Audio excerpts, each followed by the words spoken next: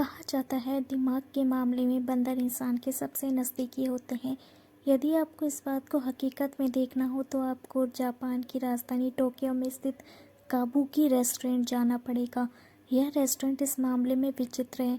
यहाँ पर वेटर का काम इंसान की जगह बंदर करते हैं। शायद आपको ये बात हैरान करने वाली लगे, लेकिन ये सत्य है।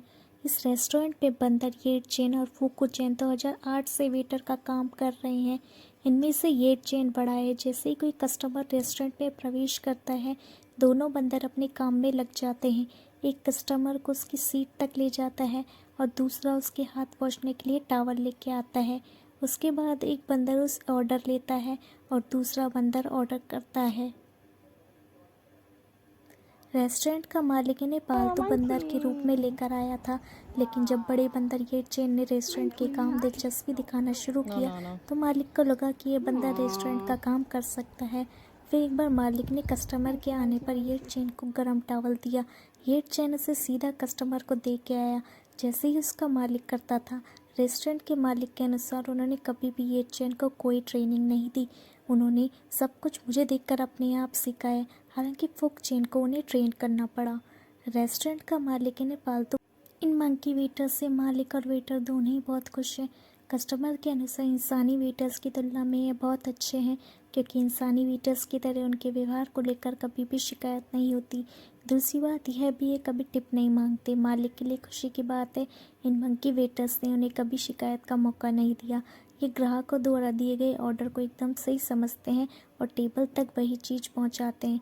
इसके अलावा एक मज़े की बात है, इन्हें तनख्वाह में केवल सोयाबीन चिप्स ही देनी पड़ती है। 2008 में जब इन्होंने काम शुरू किया था तभी केवल ड्रेस पहनकर काम करते थे, लेकिन बाद में ड्रेस के साथ साथ ह्यूमन मास्क भी पहनने लगे ताकि कस्टमर को यह और ज़्यादा फैमिलियर लग सके।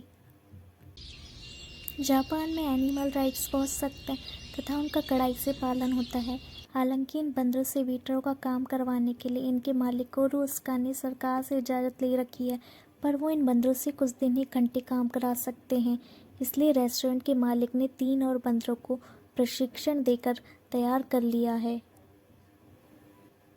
एक ऐसे रेस्टोरेंट में खाना खाना जहां ऑर्डर लेने से लेकर पैसे काटने तक का सारा काम बंदर करते हो, अपने आप में एक अनोखा और मज़ेदार अनुभव है।